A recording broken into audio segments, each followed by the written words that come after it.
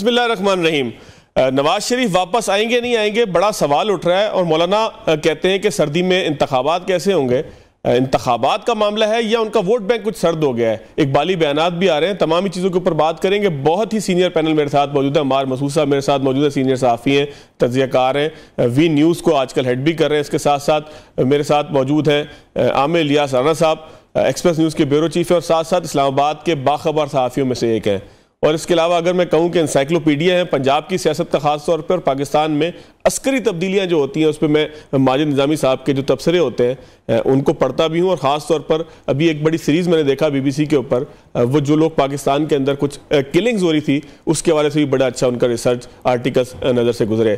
तो बहुत ही senior panel है। ज़ाहिर है कि जब सीनियर पैनल हो तो तज्ज़िये की भी उम्मीद होती है कि बहुत अच्छा होगा, खूबसूरत होगा और हकीकत से करीब तर होगा। और साथ साथ जब राना साहब मेरे साथ मौजूद हो तो मुझे उम्मीद होती है कि कोई ना कोई खबर भी मिल सकेगी। राना साहब की इजाज़त से माजिद साहब को शुक्रिया अदा करते हुए गुफ्तगू का आगाज़ करेंगे अम्मार मसूद साहब से।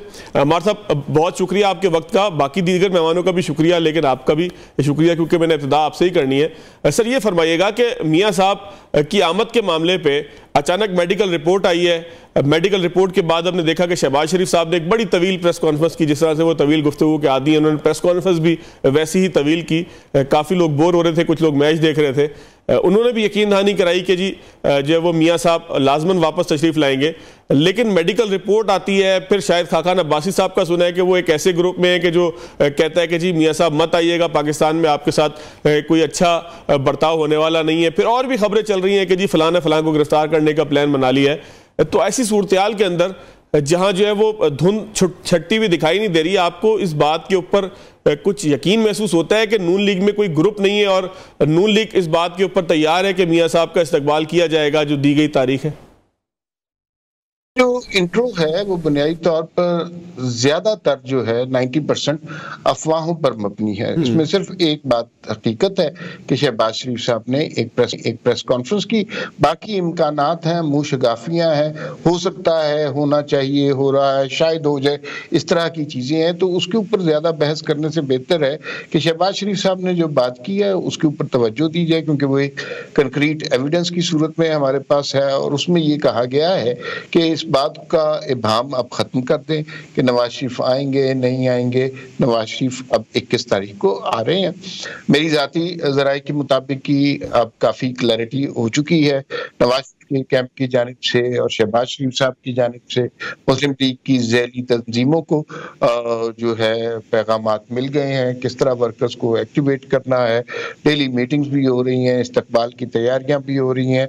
एयरपोर्ट से लेकर मीनार पाकिस्तान जाने का प्लान भी बन गया है। इनिशियली लोगों को कॉल दी गई थी कि आप एयरपोर्ट आएँ, अब कॉल दी जा रही है कि मीनार पाकिस्तान आए।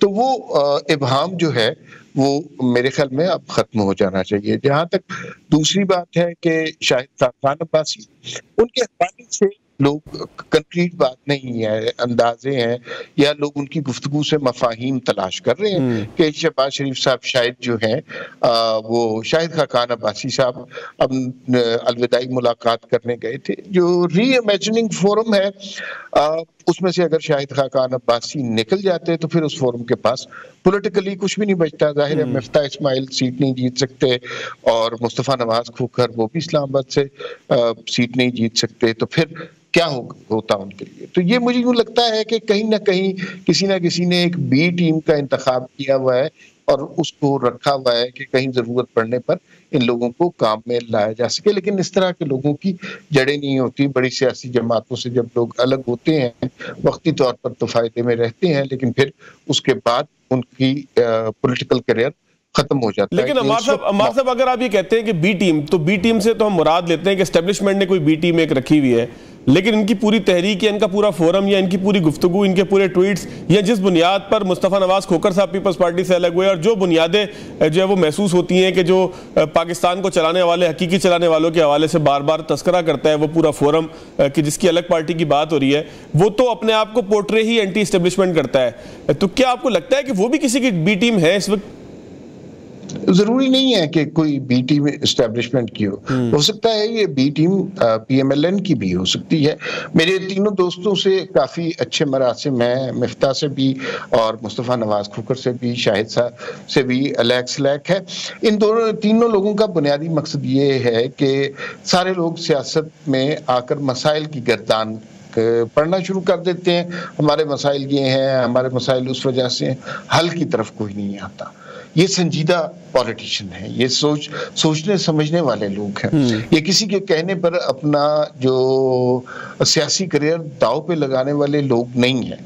तो अभी इसको री इमेजिनिंग फोरम की जो बातें हैं उन सारी बातों से एग्री किया जा सकता है। वाकई पाकिस्तान के बहुत सारे ऐसे मसाइल हैं जो दुरुस्त होने वाले हैं, जहां हम हल के मुतलाशी हैं, जहां हम कर्ब में मुब्तला हैं, हम चीख कर चिल्ला कर थक चुके हैं कि ये मसला है, लेकिन 75 साल से वो मसाइल हल नहीं हुए। बिल्कुल। लेकिन सवाल ये पैदा होता है कि ये 3 लोगों का इकट्ठ मसाइल हल की बात तो कर रहा है, लेकिन क्या इनके पास कोई हल मौजूद है? क्या इनके पास कोई ऐसा हल मौजूद है जो बाकी तमाम सियासी जमातों के पास मौजूद नहीं है? क्या इनके पास कोई ऐसा हल मौजूद है जो किसी के ज़रख़ेज़ ज़हन में इस खित्ते में पहले नहीं आया? मेरा नहीं ख्याल। ये इसी धरती के लोग हैं, इन्हीं मसाइल को सुनते हुए बड़े हुए हैं, इनका हल तलाश करते हुए बड़े हुए हैं। मुझे जो आपका जिस तरफ इशारा है, क्या इससे नून लीग के अंदर एक डिवीजन क्रिएट हो गई है? क्या पार्टी तकसीम हो गई है? क्या दो लख्त हो गया है नजरिया?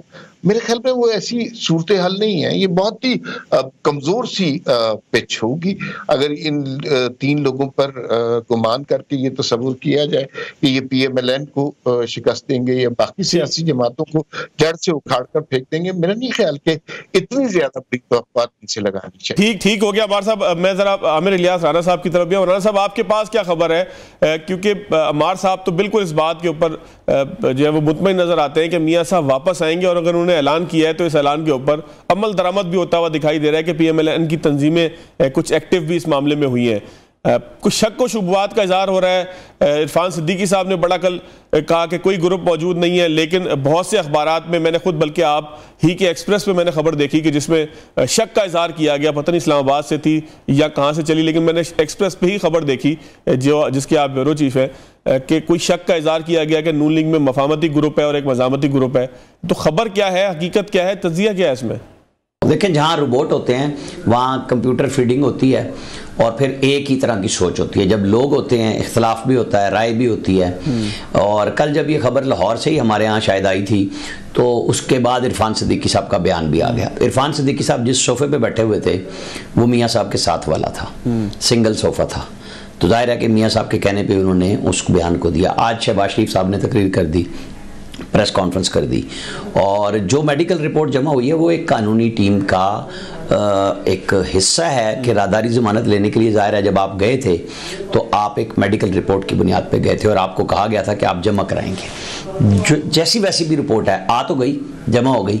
तो जब राहदारी ज़मानत लेंगे तो जज पूछेंगे जी आप इतना अरसा कहाँ थे, वो कहेंगे जी यहाँ थे हम। तो जो मैं समझ पाया हूँ कि वो रिपोर्ट इसीलिए है क्योंकि 3-4 दिन पहले मेरी बात हुई थी जो इनकी लीगल टीम को हेड कर रहे हैं उनसे, तो उन्होंने कहा था कि हम जब मियाँ साहब की वापसी की तारीख 21 आएगी तो उससे 2-3 दिन पहले अप्लाई करेंगे। हम लाहौर हाई कोर्ट करेंगे या इस्लामाबाद हाई कोर्ट करेंगे, ये हम देख रहे हैं। जो हमें सूट करेगा, जहाँ हम मुनासिब समझेंगे, हम राहदारी ज़मानत मांग लेंगे। और ये उनका ख्याल है कि सब लोगों को मिलती है।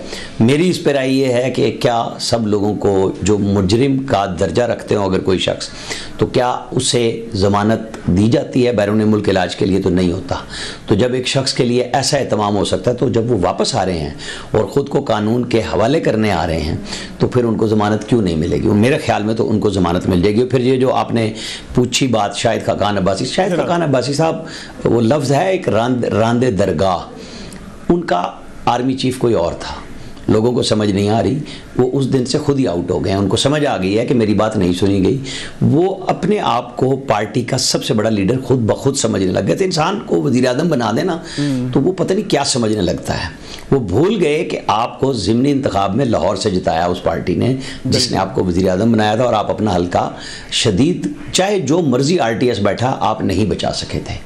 आप इतने बड़े लीडर हैं कि आपका मरी जो आबाई हल्का है वहाँ पे घर नहीं है और कोई इंतखाबी दफ्तर नहीं है। राजा इशफाक सरवर साहब फौत हो चुके हैं जो मरी को चलाया करते थे और उनके लिए बड़े मसाइल हैं। ये जो हवाई बातें होती है ना, मुस्तफ़ा नवाज़ खोखर साहब नाराज़ थे अपनी पार्टी से, वो PTI या मुस्लिम लीग नून में जाना चाहते थे, लेकिन फिर जब उनको वजारत ऑफर हुई शहबाज शरीफ वाली में तो आपको याद होगा कि एक कुर्सी खाली थी और वो थी minister of state for law and justice, और उन्होंने कहा कि मैं फेडरल मिनिस्टर के स्टेटस पे रह चुका हुआ हूँ।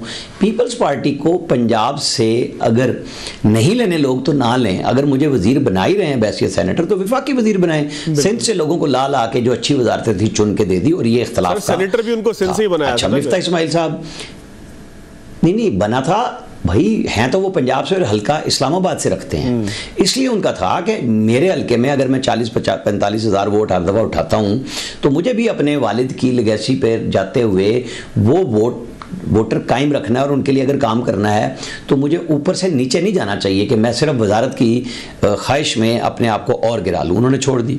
मिफ्ता इस्माइल साहब को पार्टी ने घर से बुला के 6 महीने वजारत खजाना पहले दी शाहिद खाकान अब्बासी साहब के साथ, दोस्ती और अच्छी होगी, बिजनेसमैन दोनों हैं, दोनों बहुत अच्छा प्रॉफिट कमाते हैं। इनके भाई साहब ने इमरान खान साहब को बनी गाला में ठीक ठाक तगड़ा हिस्सा दिया इलेक्शन कैंपेन के लिए 2018 की, तो भाई तो दोनों तरफ बनिए हैं, खेल रहे थे, ठीक खेल रहे थे। और जब उनको डारने साहब ने तंग किया, अल्लाह ताला ने उनको भी फंसा दिया जब वो तकब्बुर के में आए। हालांकि वो 18 दिन सिर्फ रह गए थे मिफ्ता इस्माइल साहब के वजारत खजाना के, जो 6 महीने की वो रख सकते थे विदाउट इलेक्ट हुए। आप अगर वफाकी वजीर बनते हैं तो 6 महीने आप एक असेंबली में रह सकते हैं, जो पिछली दफ़ा भी हो गया था, अब भी हो गया था।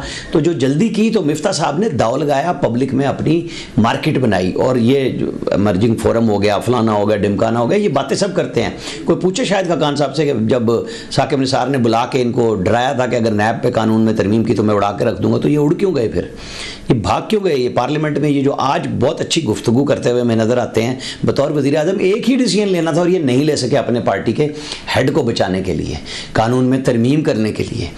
तो उसी पार्लियामेंट में जिसमें ये अब फिर मेंबर थे, उसी ने तरमीम की ना कि लाइफ टाइम पाबंदी नहीं हो सकती। ये हमारे यहाँ ना चूरी खाने वाले मियाँ मिट्टू बहुत ज़्यादा होते हैं जो बातें करते हैं टेलीविज़न पे आके, दानिश्वरी बिखारना और लोगों के लिए किसी के सामने डट के खड़े होना, वो कम लोगों का शेवा होता है।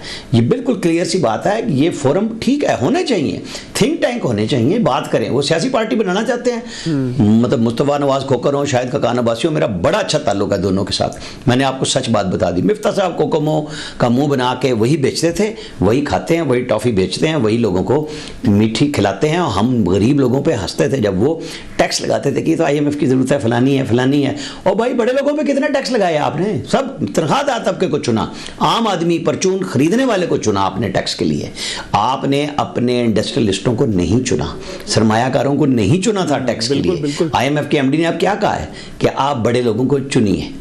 ये मैं इसलिए कह रहा हूं कि डार साहब तो और दाव खेलते हैं ना, ये दाव खेलते हैं कि जी मैं पब्लिक के लिए और आम आदमी के लिए बात करता हूं, इसलिए मैं इन पर तनकीद नहीं। मुझे तो हैरत इस बात पे होती है, खुद अशराफिया के नुमाइंदे हैं, खुद अशराफिया में पैदा हुए उसी तरह के आदमी, और जो है वो जिस वक्त मजलूमियत की बात है तो अशराफिया को जो है वो तनकीद का निशाना बना के आप साइड में निकल जाएं। आमिर साहब मैं दोबारा आपकी तरफ आता हूं, जरा माजिद साहब से भी पूछें कि आदाद शुमार क्या कहते हैं। माजिद साहब, आपके पास रिसर्च डाटा ये वो तमाम चीज़ें आप बड़ी कलेक्ट करते रहते हैं, आप शाया भी होती रहती हैं, आपके पास क्या मियाँ साहब के तहर्रुक के हवाले से कि जो तशरीफ जब वो लाएंगे तो नून लीग की तंजीम कितनी मौजूद है लाहौर में, कितनी मजबूत है? क्योंकि बार बार ये तनकीद उन पे की जा रही है कि लाहौर से भी उनका वोट बैंक शायद हिल गया और मियाँ साहब के अपने हल्के के भी हालात ठीक नहीं है।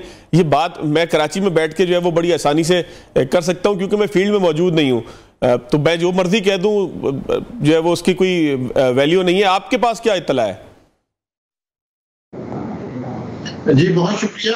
मुस्लिम लीग को इस वक्त मियां नवाज शरीफ की इस्तकबाल के हवाले से खासी मुश्किलात का सामना है। उसमें ये मुश्किलात दो तरह की हैं। एक तो ये है कि जो महंगाई का तूफान है, बिजली के बिल हैं, पेट्रोलियम का मसला है, वो तो पूरा मुल्क ही फेस कर रहा है, लेकिन इसके साथ साथ एक तंजीमी अंदरूनी मसाइल में मुस्लिम लीग को दरपेश है। उसमें इशू ये है कि पिछले 16 महीने में शहबाज शरीफ ग्रुप के लोग बरसर इक़्तिदार रहे, वजारतों में रहे और उन्होंने इक़्तिदार का हिस्सा बनना पसंद किया, जबकि मरियम नवाज ग्रुप खामोश रहा। अब इशू ये है कि जब मियां नवाज शरीफ की वापसी हो रही है या उसके ऐलानात हो रहे हैं तो मरियम नवाज ग्रुप इस वक्त सरगर्म है। तो अब यहाँ पे एक थोड़ी सी इशू या टसल देखने में आ रही है। दूसरा जो सबसे बड़ा तंजीमी मसला मियां नवाज शरीफ की वापसी में है वो ये है कि पिछले 20 साल से लाहौर की तंजीम को मियां हमजा शहबाज शरीफ चलाते रहे हैं। बिल्कुल ऐसे और पहली दफा ऐसा हो रहा है कि यहाँ पे मरियम नवाज शरीफ ने एंट्री की कोशिश की है। इसलिए पहले जो कहा जा रहा था कि 10 लाख लोगों का फिगर होगा और एक बड़ा इस्तकबाल होगा, अब उस 10 लाख के फिगर से भी मुस्लिम लीग नून पीछे हटती नजर आ रही है, क्योंकि लाहौर की तंजीम के हवाले से अभी कोई ऐसी पॉजिटिव खबरें नहीं आ रही कि उन्होंने मरियम नवाज ग्रुप के साथ कोई ताउन शुरू किया हो। टारगेट्स मिल चुके हैं, सारा कुछ हो रहा है, इजलास भी हो रहे हैं, लेकिन ग्राउंड के ऊपर जो टीम थी वो मियां हमजा शहबाज की थी और वो अभी मियां नवाज शरीफ के इस्तकबाल के लिए कोई इतने सरगर्म नजर नहीं आ रहे। तो बुनियादी तौर पर मुस्लिम लीग नून के अंदर अगर तो महंगाई के मसाइल एक तरफ हैं तो दूसरी तरफ उनके लिए ये भी मसला है जो मियां नवाज शरीफ के आने से पहले उन्हें हल करना होगा, वगरना फिर पॉइंट स्कोरिंग की वजह से वहां पर एक कामयाब जलसा नहीं हो पाएगा। बिल्कुल ठीक है। तो आप बहुत कोई कामयाब जलसा क्यों नहीं देख रहे? इतने अरसे बाद मियां साहब आ रहे हैं, लोग ये कहते हैं कि जी मियां साहब के आने से जो है वोट बैंक उनका मुतारिक होता है नून लीग का। तो मेरे पास एक किसी ने सर्वे मुझे बताया कि उस सर्वे के अंदर जो है वो कुछ 60-40 का रेशो आ रहा था मियां साहब के हल्के में जब सर्वे किया गया। 40% जो है वो तहरीक इंसाफ थी कि जो इससे पहले 20% के करीब आती थी। आपके पास भी कोई इस तरह की इत्तला है? जी, लाहौर के अंदर मियां नवाज शरीफ जब गए थे मुल्क से बाहर उस वक्त माहौल और था, और अब जब वो वापस आएंगे तो माहौल बदल चुका होगा। ये एक बड़ी बुनियादी वजह है जिसकी वजह से मियां नवाज शरीफ साहब को उनके जो करीबी हल्के हैं वो शायद दुरुस्त तस्वीर पेश नहीं कर रहे। और मुस्लिम लीग नून इस वक्त इस बात पे तकिया किए हुए है कि चूंकि उनके पास 16 माह के अंदर कोई इतना मखसूस बयानिया नहीं रहा जिसे वो आवाम के सामने पेश कर सकें, तो इसलिए मुस्लिम लीग नून के पास आखिरी सहारा ये है कि मियां नवाज शरीफ साहब वापस आएंगे और वो कोई बुलंदोबांग ऐलान करेंगे तो आवाम उनके साथ जुड़ जाएगी। मैं इसी पॉइंट को लेके ना जरा अम्मार साहब की तरफ भी जाऊंगा और राना साहब की तरफ भी आऊंगा। आपने बड़ा अहम पॉइंट उठाया है। मैं इख्तिताम जो करता हूं ब्रेक लेने से पहले वो ये कि अल्ताफ हुसैन साहब का मसला, अम्मार साहब ये क्वेश्चन आपकी तरफ छोड़ के जा रहा हूं, ब्रेक के बाद पूछूंगा। अल्ताफ हुसैन साहब जब कराची से गए थे तो उनका मसला ये था कि वो 90s के अंदर अटक गए थे। वापस जब वो आए तो उनको अंदाजा वापस तो आए खैर नहीं, लेकिन उनकी तकारीर जो थी सारी की सारी वो इसी तरीके से थी कि जैसे वो 90s की सियासत में जिंदा रहकर 2012, 13, 14, 15 और फिर 16 के अंदर उनका इख्तिताम हो गया, क्योंकि वो उसी वक्त भी पुरानी सियासत में जिंदा थे जहां एक उनके कहने पे दुकानें बंद होनी थी और खुलनी थी, हालांकि लोग बड़े तब्दील हो गए थे। तो क्या मियां साहब को भी कुछ जो है वो मुश्किलात का सामना करना पड़ेगा? क्योंकि 2017 के बाद से वो तकरीबन सियासत से आउट है, गिरफ्तार हो गए, जेल चले गए, वापस चले गए, लंदन चले गए। ब्रेक के बाद जरा तबसरा लेता हूं। ब्रेक के बाद खुशामदीद। अमार साहब, मैं आपके पास सवाल छोड़ के गया था, क्या मियां साहब को जमीनी हकायक का अदराक होगा जब वो वापस आएंगे? क्या उनके लिए लोग निकलेंगे? नून लीग की सियासत ये कहती है कि लोग निकालने में वो कामयाब हो सके। नवाज शरीफ के जलसे के हवाले से कि लाहौर में कितना क्राउड आएगा, बहुत सी बातें कही जा रही हैं और ये बात भी कही जा रही है नवाज शरीफ सियासत में फाल नहीं रहे, जो कि बिल्कुल गलत बात है। इसलिए कि गुज़िश्ता 2014 से 17 से ऑनवर्ड अगर इमरान खान के जलसे में किसी एक शख्स का तवातुर से जिक्र आया है वो नवाज शरीफ का है। नवाज शरीफ ही महवर रहा इमरान खान की सियासत का। हालांकि कैंसर हॉस्पिटल के लिए जमीन भी नवाज शरीफ ने ही दी थी, प्लॉट भी नवाज शरीफ ने ही दिया था। तो वो इमरान खान एक एहसान फरामोश से आदमी निकले हैं। उन्होंने गुज़िश्ता बहुत सारे बरस सिर्फ इस बात पर गुजारे हैं कि नवाज शरीफ के खिलाफ नवाज शरीफ को गाली दी जाए, इल्जाम दिया जाए और जुल्म का जो भी पहलू है वो सामने रखें।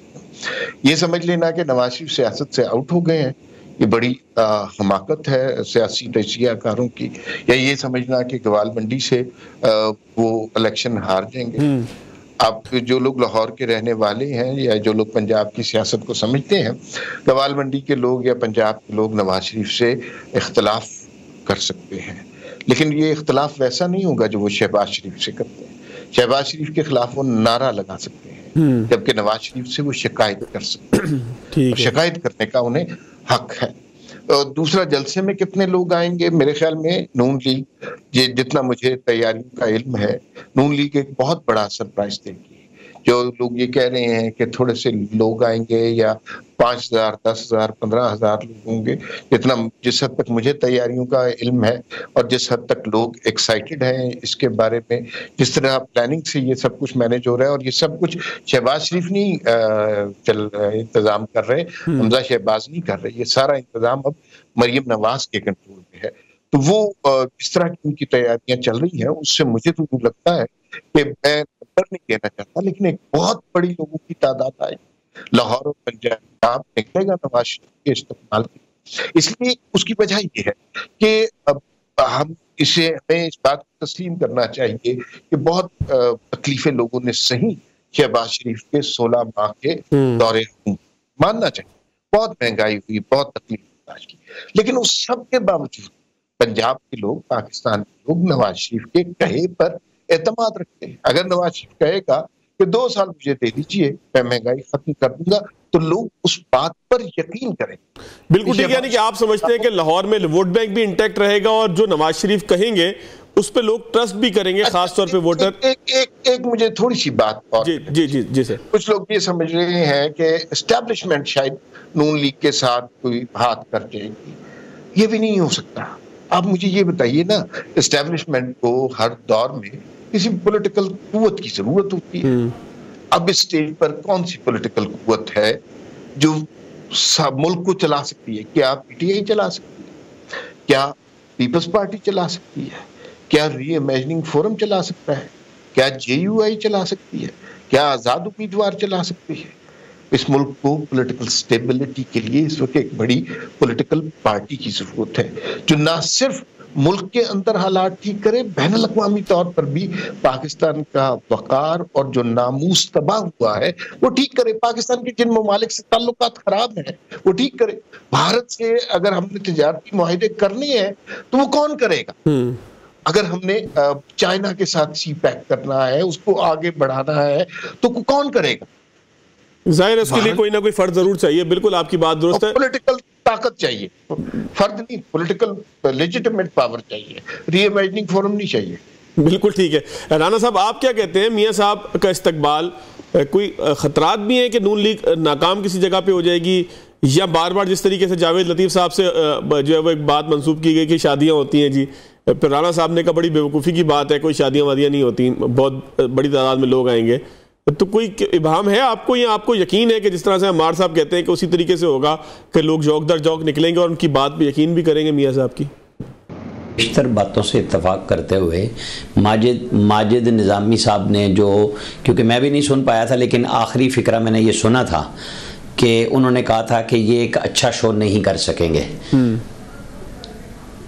अच्छा, अब मैं आपको बताऊं कि मरियम नवाज़ का शो वाकई फ्लॉप था और उस पर ठीक ठाक खिंचाई हुई है, क्योंकि मलिक रियाज साहब ने बहुत बुरे दौर में भी बड़े अच्छे जलसे किए और इसी चक्कर में उनको ओके कर दिया गया था और उनके अपने दोनों जो टिकट होल्डर थे वो दोनों नाराज़ थे और इन्होंने कोई खातिर खा इंतज़ाम नहीं किए हुए थे, लोगों को लाने के लिए ट्रांसपोर्टेशन भी नहीं थी।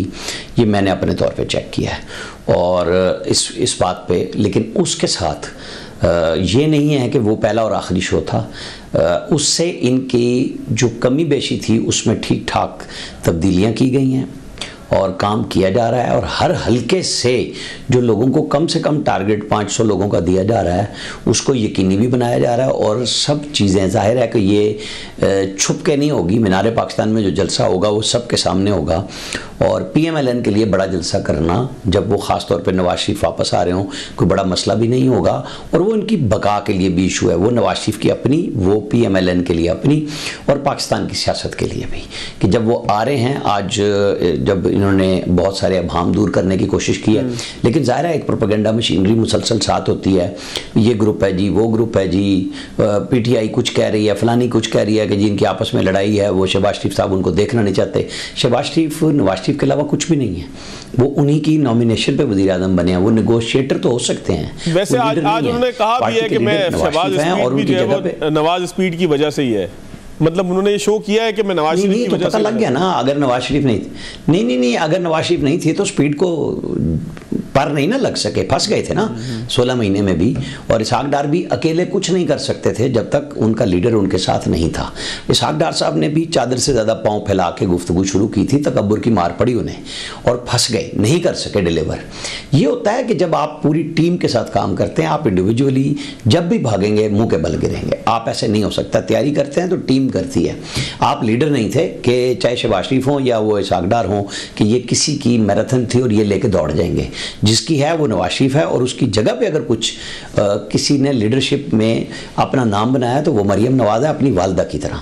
हाँ, ये बिल्कुल क्वेश्चन है और 21 तारीख तक रहेगा, जब तक वो लैंड नहीं कर जाते कि वो आ रहे हैं नहीं आ रहे हैं। प्रोपेगेंडा किया जा रहा है साथ साथ, वो नहीं आ रहे जी, उनको रोकने चले गए हैं, उनको फलाना ये कहने चला गया है।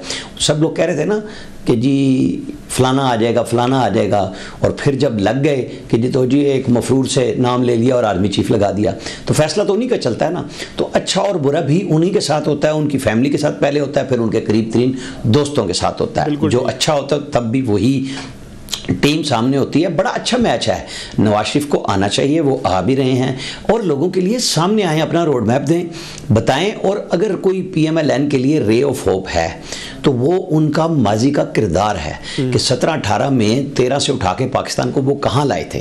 फिर जो तजर्बा जिन लोगों ने किया और जो कुछ पाकिस्तान के साथ हुआ वो हमारे सामने मौजूद है। ठीक है, राणा साहब एंटी एस्टेब्लिशमेंट बयानियां तर्क नहीं कर दिया, काबिल हैं कि उनकी ऐसी तैसी फेरी जाए। बयानियां उनका रह गया एंटी एस्टेब्लिशमेंट। ओहो, आज आपने शहबाज शरीफ की प्रेस कॉन्फ्रेंस, चूंकि मैं तज्जिया करता हूं, मैं हवा में नहीं करता, आपको शहबाज शरीफ साहब की प्रेस कॉन्फ्रेंस सुननी चाहिए थी। कौन सी बात है जो नवाज शरीफ वाली उन्होंने नहीं की? सिर्फ ज़रूरी नहीं होता, मुझे बताएं गुजरांवाला के बाद नवाज शरीफ ने कितने बार जनरल बाजवा साहब का, जनरल फैयाज हमीद साहब के नाम लिए थे? लीडर ने अपने फैसले खुद करने होते हैं ना कि उसने कब किसका नाम लेना है, कितनी दफ़ा लेना है। वो मेरे और आपके मीडिया के उकसाने पे तो नहीं ना रोज़ आके बयान देंगे। आज की प्रेस कॉन्फ्रेंस में वो कौन सा नाम है, काम है जो शहबाज शरीफ ने वही बातें नहीं की जो नवाज शरीफ करते हैं? उसको रिवाइंड करें, उसको जाके सुन लें कि उन्होंने टोटल वही बातें कही हैं। ये जिन्होंने बयानिया बनाया उनको भी समझ आ गई भाई इन्होंने अपनी बात करनी है ना। नवाज शरीफ ने अपना बताना है। वो पहले हमेशा डेवलपमेंट पे बात करते थे, मेरी इत्तला इस दफा इकोनॉमिक रिफॉर्म्स पे बात होगी, क्योंकि पाकिस्तान को अब पैसे होंगे तो डेवलपमेंट करेंगे ना। इस वक्त तो इकोनॉमी हमारी बिल्कुल फारिग है, हमें तो पैसे चाहिए, हमें अपनी एक्सपोर्ट बढ़ानी है, जिसके लिए यहाँ इन्वेस्टमेंट होगी, एक्सपोर्ट बढ़ेगी तो डॉलर आएंगे ना, हवा में तो नहीं आएंगे। वो अब मांगने वाली मैं और कर्ज तो मौजूद नहीं है। सऊदी अरब ने भी कह दिया कि हम अपने दोस्तों को सिर्फ इन्वेस्टमेंट देंगे, अब इमदाद से इमदाद नहीं है। तो ये जो हम भाग रहे हैं, जो आर्मी चीफ भाग रहे हैं, फैसिलिटेशन काउंसिल जो शहबाज शरीफ के दौर में बनी, जो लॉन्ग टर्म और शॉर्ट टर्म मंसूबे बन रहे हैं सब लोगों के साथ, वो इसी बुनियाद पे बन रहे हैं ना कि वो अमेरिकन कंपनियों से इन्वेस्टमेंट पूछ के फिर सऊदी अरब और UAE वगैरह कहीं लगाते हैं। वो ऐसे नहीं लगा देते कि यार मेरा दोस्त है, तेरा दोस्त, और पैसे लगा दो। सबको अपना अपना पैसा प्यारा होता है और अपना प्रॉफिट प्यारा होता है, और चीनी तो पहले से यही काम कर रहे हैं। तो हमें बताना है कि आप यहाँ से पैसे कमा सकते हैं, इस्तेहकाम होगा। अगर यहाँ सियासी इस्तेहकाम नहीं होगा तो इन्वेस्टमेंट भी नहीं आएगी। बिल्कुल ठीक है। माजिद साहब जरा ये फरमाइएगा, मौलाना फजलुर रहमान कहते हैं कि जी सर्दी बड़ी होगी, इलेक्शन कैसे होगा? तो बहुत से लोग ये भी कह रहे हैं कि उनका वोट बैंक शायद सर्द हो गया है, PTI ने खा लिया उनका वोट बैंक, इसलिए वो इतने परेशान है। आप क्या कहते हैं? जी मेरा ख्याल है ये इलेक्शन इस दफा काफी होगा। उसकी वजह ये है कि यहाँ पर कई ऐसे बूथ जो बनाए गए थे उनके ऊपर सवाल निशान पैदा हो गया है। इसके साथ साथ इशू ये है कि मुस्लिम लीग नून, पीपल्स पार्टी और JUI ये तीनों इक्तदार से आए हैं। तो जो जमातें इक्तदार से निकल के इलेक्शन में आती हैं, अवाम उनसे सवाल करते हैं, और ये नहीं होता कि अवाम उनसे ये पूछें कि आप तो फारिगुल बाल हैं, बरीउ जिम्मा हैं, आपसे पहले वाले जो थे उनसे हम हिसाब लेंगे। तो मौलाना फजलुर रहमान को भी खैबर पख्तूनख्वा में इन मुश्किलात का सामना है, बिल्कुल है। क्या उनकी क्या ख्वाहिश है कि इलेक्शन आगे चले जाएं, कई साल ना हो? क्या उनकी अपनी ख्वाहिश आपको क्या लगती है? मौलाना फजलुर रहमान की इस गुफ्तगू के पीछे उनकी सोच क्या है? इसके पीछे सोच ये है कि चूंकि वो एक इलाकाई जमात है और 2 सूबों में उनका असर और रसूख है, तो वो ये समझते हैं और ये कहना चाह रहे हैं कि जब तक वहां पर ऑपोजिशन की बड़ी जमात तहरीक इंसाफ को डेंट्स नहीं डाले जाएंगे, उन पर दबाव नहीं बनाया जाएगा, तो शायद वो बेहतर परफॉर्म ना कर सकें। इस वक्त मुस्लिम लीग नून, पीपल्स पार्टी और JUI तीनों का मसला ये है कि चूंकि उनके पास परफॉर्मेंस नहीं है, तो इसलिए वो ये चाह रहे हैं कि रियासत की जानिब से तहरीक इंसाफ के ऊपर प्रेशर डाला जाए और उसकी वजह से उन्हें इलेक्शन में कुछ ना कुछ हासिल हो। तो ये जो एक खौफ है कि अगर पोलिंग डे के ऊपर तहरीक इंसाफ का वोटर निकल आया या पोलिंग डे के ऊपर तहरीक इंसाफ बल्ले के निशान के साथ मौजूद हुई तो फिर क्या होगा, तो अभी इसका कोई जवाब नहीं मिल पा रहा इन जमातों को। तो इसीलिए अभी तक अगर मगर की सूरत हाल सबके सामने है। बिल्कुल ठीक है, मेरे पास आखिरी 5-6 मिनट रह गए, मैं लेकिन एक ब्रेक का मुझे कहा जाए, ब्रेक लूंगा तो अमार साहब की तरफ आऊंगा, मौलाना फजलुर रहमान पे भी सवाल करेंगे और खास तौर पर इमरान खान साहब की लीगल टीम क्या कर रही है। अटक जेल से उनको अडियाला लेकर आ गए, वहां पर सुना उन्हें सहूलियात नहीं मिल रही हैं और आज जज के ऊपर भी चढ़ाई कर दी थी उन्होंने, जिसमें जज ने कहा कि अगर आपको मैं समझ में नहीं आ रहा तो कोई और जज जाकर देख लें या अदम एतमाद मेरे पे कर दें। तो क्या सूरत-ए-हाल क्या है, तहरीक इंसाफ को कुछ समझ में नहीं आ रहा, इकबाली बयानात भी आ रहे हैं, बात करेंगे ब्रेक के बाद। ब्रेक के बाद खुशामदीद अमार साहब, आप ही से शुरू करूंगा, सवाल भी आपके लिए छोड़कर गया था, दो चीज़ें हैं बड़ी, मैं चाह रहा था कि 2-3 मिनट के अंदर अगर आप उसको समरी कर लें, मैं फिर राना साहब की तरफ भी जाऊं। मौलाना फजलुर रहमान का मामला क्या है? बिलावल भुट्टो साहब कहते हैं देख लें कौन इलेक्शन से भागना चाह रहा है, मौलाना फिर जवाब में कहते हैं कि जी अपने इत्यादियों को कोसना बंद करें। तो एक तो ये क्या सूरत हाल चल रही है, और फिर साथ ये भी फरमा दीजिएगा कि खान साहब की लीगल टीम है कौन सी, कर क्या रही है? जी, मौलाना फजलुर रहमान वाले सवाल का जो जवाब है उसको तो इस तरह किया जा सकता है कि मौलाना फजलुर रहमान मौजूदा सूरत हाल में बहुत कंफर्टेबल हैं। एक नजरिया जमहूरियत होता है, एक नजरिया ज़रूरत होता है। तो जब ज़रूरतें पूरी हो जाएं तो नजरिया जमहूरियत की तरफ लोग कम ही आते हैं। इससे ज़्यादा इस मौजू पर अभी बात ना करवाएं, फिर कभी किसी और प्रोग्राम में खुल के इस मौजू पर बात होगी। दूसरी, इमरान खान की टीम क्या है, उन्हें क्या समझ नहीं आ रहा, वाकई उन्हें नहीं समझ आ रहा, इसलिए कि इमरान खान जिनसे टक्कर ले बैठे हैं वो कोई सियासी जमात नहीं है, वो रियासत पाकिस्तान है। इमरान खान अब उनके खिलाफ बरसरे पैकार थे, अब उन्हीं के साथ जंग लड़ने की कोशिश कर रहे हैं, लेकिन इस जंग में कभी किसी को, किसी मुल्क में भी किसी शख्स को भी रियासत से जंग करके कामयाबी नसीब नहीं हुई। एक तरफ आपने शहदा की यादगारों को नजर आतिश किया, GHU पर हमला किया, 4 कमांडर हाउस जला दिया, और अब कानूनी मराहिल पे और कानूनी शिकों पर और कानूनी नज़ाकतों और बारीकियों पर जब बात करेंगे तो बात नहीं समझ आएगी, बिल्कुल ठीक, किसी को भी नहीं समझ आएगी।